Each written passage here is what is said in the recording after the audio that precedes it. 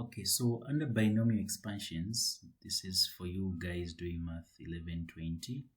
Yeah, so binomial expansions is simply a topic that deals with expanding expressions.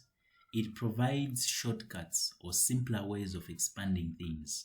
That's the whole idea of binomial expansions. So in this particular session, we're going to do part 1, which is going to help us to be able to answer question number 1 and 2, and also to answer questions like number 4 from the tutorial sheet. That's what we're going to mainly focus on. So I'll break the whole topic into 3 parts. Yeah, so part 1, that's what we're going to be doing today. So part 1, the first thing we talk about here is the Pascal's triangle. Yeah, so the Pascal's triangle is simply a triangle that helps us to expand whenever the power is positive. So it comes from the fact that if I give you something like a plus b to the power 1, this is exactly the same as a plus b, because we're saying a plus b 1, right? Like Nemo as it is, so like we just have to write it there. Then if I was to give you a plus b to the power 2, for instance, it would mean a plus b and another a plus b. If we do the usual traditional expansion, this would have given us a squared, then plus ab, then plus ab, then plus b squared. This will end up being a squared, 2ab, then plus b squared. So if I was to give you something again with a plus b to the power 3, the expression will end up being a. By the time you are done solving, I'm just showing you what you're going to get. Yeah, so by the time you're done solving, you get something that looks like this. This is what you're going to get. So here we mean a plus b times a plus b times a plus b. The 3 of them, you get this final answer. So Pascal's came up with the idea to say, instead of tiring ourselves, imagine if I give you a plus b to the power, let's say 4. This will be a little bit tedious because you have to multiply this guy by itself 4 times. Right? This is what you have, a times b. Again, you have a plus b, and you have a. This is going to be a long process. So he identified a pattern to say, when you look at the expressions, like in this guy here, look at the coefficient here. The coefficient is 1. Then here in the second, when the power is 2, look at the pattern. There's a 1 here, there's a 2, there's a 1. Then when the power is 3, you notice there's a 1, there's a 3, then there's a 1. So he came up with this triangle, which is 1 and 1. Always you put 1 and 1 first. This is when the power is 1. Then you put 1 and 1, then you add these guys here, you get a 2. So this is when the power is what? The power is 2. Then you put a 1 and a 1 this side, you add this, you get a 3, you add this, you get a 3. This is when the power is a 3. Then you have 1 and 1 this side. You continuously add this. This is a 4, that's going to be a 6, that's going to be a 4. This is n is equal to what? 4. So you can go and so on and so forth, right? So these values, we're going to be using them as the coefficients of the expansion, noting that if you do the expansion, you will see that the power of x is decreasing as you move from left to right. Look at a. A was raised to the power 3. It's now a to the power 2. This is a to the power 1. There is no a here, meaning it's a to the power 0. So the Pascal's triangle just came as a result of this pattern. And if I was to give us to say we need to expand something, let's say expand. The first one I'll give us, let's say 2x, let's say plus 3. Let's expand this to the power 2. So look at the power here. The power here is 2. So meaning we go on the second staircase. So the coefficients on the second staircase, there is a 1, there is a 2, then there's another 1 there. That's what you have. The first term is 2x, right? So the first term is going to be decreasing as you move from left to right. So we're going to have 2 to the power x to the power 2. Then we have 2x to the power 1, and we have 2x to the power 0. Then the second term, which is a 3 in this case, is going to be increasing as we move from left to right. This is simply going to be 3 to the power 0. Then this is going to be 3 to the power 1 and 3 to the power 2. then you add a plus sign in between the terms. So put a plus there and we put a plus there. So this is what you'd have gotten if you were to simplify this. So if we express the whole thing, the only thing to note is that the Pascal's triangle only works if the power is positive. And we don't care what's inside, provided the power is positive, and it has to be a whole number, not a fraction, but a whole number, which is positive. And to facilitate this, I'm going to look at the question from your tutorial sheet. This is question number 4 from your tutorial sheet. They are specifically saying use both Pascal's triangle and the binomial formula to expand each of the following. So in a test or in an exam, they'll never give you something that has a power which is bigger than 6. But this is a tutorial sheet. They know you do this at your TG, at your tutorial. You have all the time in the world to waste time on questions like even this guy here that has 8. So imagine making the whole triangle reaching up to staircase number 8. It will be very long. So let me show you how you do this guy, and I'll show you this same guy but with a lower power. So I'll start with A. This is simply 2. Now we're having, this is another example. Let's call it example 2. So there is 2 plus 1 over x. This is to the power 4. So you have to make the Pascal's triangle. At staircase 3 you have this. At staircase 4 you have this. So meaning you write your numbers. There's 1, there's 4, there's 6, there's 4, then there's 1. The first number, the first term is going to be decreasing. So we can just say we have 2 to the power 4. They are multiplying, by the way. Yeah, so there's 2 to the power 3. Then there is 2 to the power 2. Then there is 2 to the power 1. And then there's 2 to the power 0. Then we have the next guy, which is simply 1 over x. 1 over x to the power 0. Again, 1 over x to the power 0, to power 1. 1 over x to the power 2. 1 over x to the power 3. Until you reach the 4. 1 over x to the power the 4. That's where we end from. Add a plus in between. Add a plus there. Add a plus. Then add a plus. So this is what we are having. We can now simplify it until we have the expression in simplest terms. So this is 2 to the power 4. That's going to be a 16 because this is just a 1. Then plus, there will be 4 by 8. This is multiplying 1 over x. This is 24. 1 over x squared, because this guy is squaring. This will be 8. 1 over x to the power 3. This will be 1 over x to the power 4. Is this okay up to this point?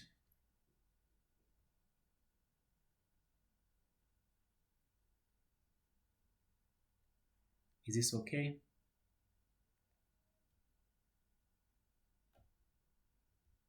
Daniel, are you able to hear me?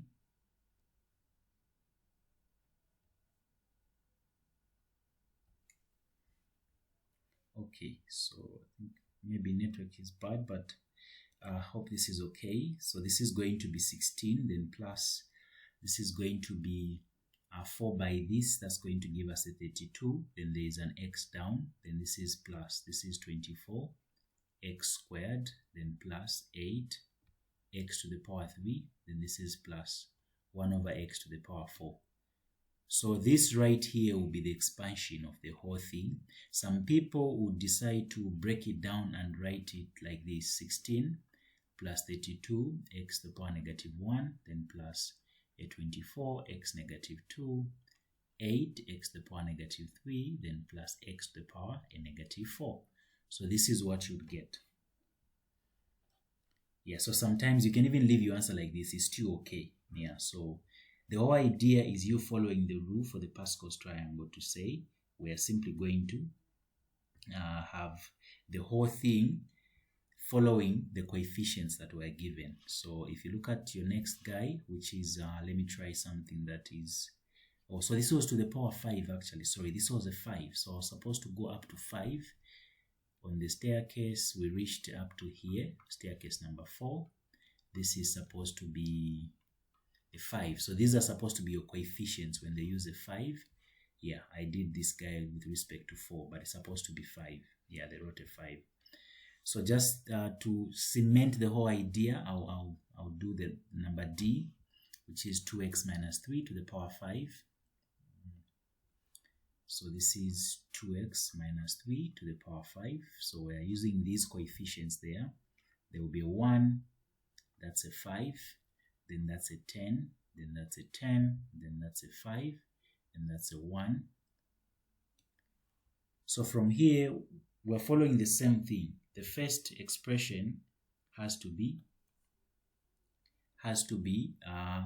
the power that you have. So the first term has to be decreasing. That's a 5. This is 2x to the power 4. This is 2x to the power 3. Then this is 2x to the power 2. Then 2x to the power 1. Then this is 2x to the power 0. Then the second term is simply going to be increasing as we move from left to right. This is negative 3 to the power 0, negative 3 to the power 1, negative 3 to the power 2, negative 3 to the power, that's going to be a 3, that's negative 3 to the power 4, negative 3 to the power 5. So because of space, I'm writing the second term down. So we're simply going to have the whole expression here. We're going to have everything down there. So these are multiplying. Remember, there's a plus in between. So this is a plus, there's a plus there, there's a plus there, there's a plus, and there's a plus. So this is one whole thing we're multiplying. So this is 2 to the power 5, that's simply 32, x to the power 5. This is going to be a 1 times 1, that doesn't change anything. Then we have negative times positive, that's going to be negative 3 times 5, that's a 15. Then 2 to the power 4, that's simply a 16, x to the power 4. This is going to be a 9, positive 9 times 10, that's going to be a 90. Then we have 8, x to the power 3, then plus. This is going to be not plus but negative. This is going to be negative. This is a 27 times that, that's going to be 270. Then we have 4x squared. Then this is going to be plus. This will be 81 times 5, then 2x. Then the last one will be negative. That's 3 to the power 5. Yeah, so that's going to be what? Is it 9 times 9, then times a 3? That's the same as 81 by 3. So here we decide, we try to simplify everything. So this is going to be a 32, x to the power 5, then minus, we multiply. Yeah, so this is going to be, so if we multiply our 15 by 16, that should give us a 240. Yeah, so 240 x to the power 4. Then this is going to be plus. We are multiplying our 9 times 8. So this is going to give us a 72 plus a 0. That's going to be 720 x to the power 3. Then this is going to be our 270. That's the same as 54 plus 54. That should be like 1008 if I'm not mistaken. So this is going to be negative 10 this, so that. Then the second last term is going to be positive. That's simply like a 10, that's going to be 810. Then the last one will be like a 243. Yeah, this is what you simply get. Of course, there's an x here because x is decreasing. Yeah, there's an x here, then this is negative 243. So this is the expansion of the equation that says we need to raise this to the power 5. So this time itself 5 times. This is what we're supposed to get. So the main idea here is that when it comes to the Pascal's triangle, the whole expression is going to be always the coefficients of the Pascal's triangle. The first term has to decrease as you move from left to right. Then the second term, this is the A. Then the B is supposed to be, so this decreases. Then the other guy, the B, as you move from left to right, has to increase all the time. Right? That's what you have. And at each stage, if you notice, at every particular step, when you add the individual powers, they'll always give you the overall power that you have on the expression. Yeah, so what I mean is here, if you add, let's say, the power here of the first term is what? Is 5. The power here is 0. So 5 plus 0, that's still 5. 4 plus 1, that's 5. 3 plus this. So you notice, just a pattern. So this is the first part that you need to learn under part 1, which is the Pascal's triangle. And the second thing you have to learn is factorial. So factorial, let me write this properly. This is a very important part. So the factorial is simply n factorial, giving us n times n minus 1 times n minus 2 until you reach a 1. So this is going to be the same as if I give you 5 factorial. We just say multiply all the numbers of all the numbers that are less than 5 inclusive. So all the numbers below 5. That's what we mean by 5 factorial. So this will give us your 120. And you need to take note that whenever you see 1 factorial, this is always going to be 1, and 0 factorial is also always going to be a 1. That's what you have. So the implication of this is that we need to learn how to use this to make choices in terms of choosing. So if I may give us the equations we're going to be using, they have a condition though. So provided your r is less than or equal to n, the following formulas are going to be true. The first formula is that n, choose r, is equal to n factorial over n minus r, then factorial, and r factorial. That's what you have. So it's like you're choosing r things from n things. A perfect illustration I may give you is your question number 1, which says 7 choose what? 7 choose 3. That's how we read it.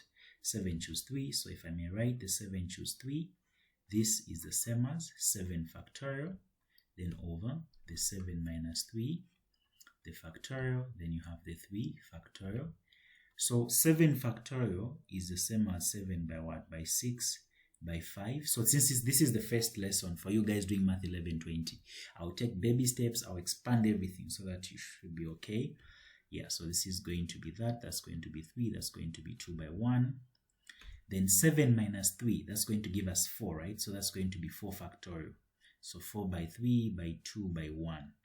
We put this guy in brackets. 3 factorial is simply 3 by 2 by 1. I put this guy in brackets as well. So now we're trying to simplify this until we get something that is the simplest expression. So 3 factorial can cancel with this part. The 4 can cancel with that guy. The 6 can cancel with that guy. So I'm just remaining with what? A 35.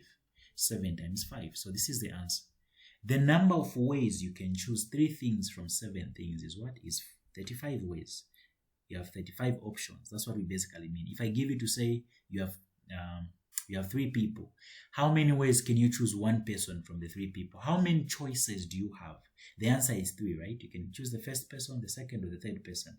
So this calculation, this formula helps us to do that mathematically. This is going to be 3 factorial, 3 minus 1. Then this is just 1 factorial. 3 factorial, that's a 6. Then, because it's 3, 2, 1, right? That's a 6. Then 3 minus 1, that's a 2. 2 factorial, that's just a 2. This 1 factorial is 1, so you're just having this. Divide this, you have what? 3. That's the implication of this first formula that we're discussing here. The other formula, the second one that you have to know, is that n choose r is the same as n choose n minus r. That's basically what we are saying. So if I give you 7 choose 3, it's as good as you say 7 choose 7 minus 3. That's what? That's a 4. The answer here is the same as the answer there. You can check this using the formula. Still 7 factorial, 7 minus 3, that's simply 4 factorial and 3 factorial. You'll notice 7 factorial, 7 minus 4, that's 3 factorial and 4 factorial. This will still end up being what? The same, 35. Even this side, what? 35. And the third formula is simply n choose r, then plus n choose r minus 1. This is always going to be your n plus 1. We say n plus 1, then choose r. We're saying if the guys here on top are the same and the ones down here differ by 1, it's as good as you just saying increasing the guy on top. So if it's 7 choose, let's say 5. 9 choose 5 plus, let's say 9 choose 4. This is the same as you just saying 10 choose 5. Increase the number on top by 1 and get a bigger one between the guys that are at the bottom. Instead of solving this and this separately, just solve this guy. you get the same answer as someone who solves these two separately. So look at your, let's do this as examples. So the next question here is 13 choose 2. This is the same as 13 factorial. Then 13 minus 2. So we need to say 13 minus 2 factorial and 2 factorial. This is going to be 13 factorial. This is the same as 13 minus 2. That's 11 factorial. Then we have 2 factorial. So 13 is the same as 13. 13 factorial is the same as 13 times 12. Then 11 factorial. Then I have 11 factorial, then times 2. So I can just cancel this. 2 there is 1, 2 there is 6. So 6 times 13, that's going to be 8. Remember 1, that's going to be 78. So this is what you get for your number B if you solve it. Then look at your next one here, C. So C, we are going to solve this. I can use the third formula to say this here, the numbers here are the same. The numbers down differ by 1. So this is the same as 10 choose what? Choose 4. So if you solve this and add with this, it's the same as me who is just going to solve this. That's what the previous rule was talking about, right? So this here is just going to be the same as 10 factorial. 10 minus 4, that's going to be a 6 factorial. Then we have the 4 factorial. So 10 is the same as 10, 9, 8, then you have 7, then you have 6 factorial. So you have a 6 factorial there. It will cancel with that. 4 factorial, that's simply 4, 3, 2, and 1, right? So this is just going to be 4 and the 2, that's 8. Cancel the 8. Then 3 into 9, that's simply 3. So I'm having a 30 multiplied by 7. This becomes 210. Yeah, so the answer to this is just a 210. That's what you're supposed to get. However you do it, you need to get a 210. Yeah, so that's what you get. Then the last two here, we need to show that n choose 2 becomes this part here that they've given us, this n squared minus n, then divided by 2. So if I may show that separately, yeah, so here if I may show it, n choose 2 is equal to n factorial. Then this is the same as n minus 2 factorial and then 2 factorial. This n factorial is the same as n minus 1. Then you have n minus 2. As soon as we see the guy which is in the bottom expression, we leave the guy on top. This is 2 factorial. We cancel this. This becomes n squared and n. This is simply 2. So this is exactly what we are looking for. Yeah, I hope that's okay.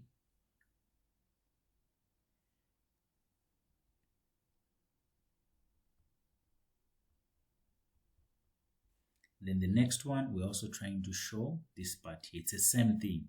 So it's just that there's a 3 now. So this is going to be n choose 3. This is equal to n factorial, n minus 3. Then we have a 3 factorial. There's a factorial there. This is n minus 1, n minus 2, and n minus 3 factorial. So we end towards or on the expression which is in the denominator. That's what we're going to stop from. If I give you to say 100 factorial and let's say 97 factorial, meaning you expand 100, you cannot write 100 until you reach a 1, right? So you just say, okay, 97 is there in 100. So we're going to say 100, then we have what, 99, then you say 98, then you say 97 factorial, then 97 factorial. This and this guy can cancel. That's the same thing that we're doing here. Cancelling that, we have n minus 1, and n minus 2 over 6. So that's how we can show that this becomes that. Yeah, so this answers question 1, 2, and the other question which is 4 on Pascal's triangle. So this hopefully should be able to help you to have a good foundation on what binomial expansion is all about. So I've just taught part 1 in this segment. So we'll continue with the next session. In the next session, we're going to do part 2. Yeah, so thank you so much for watching.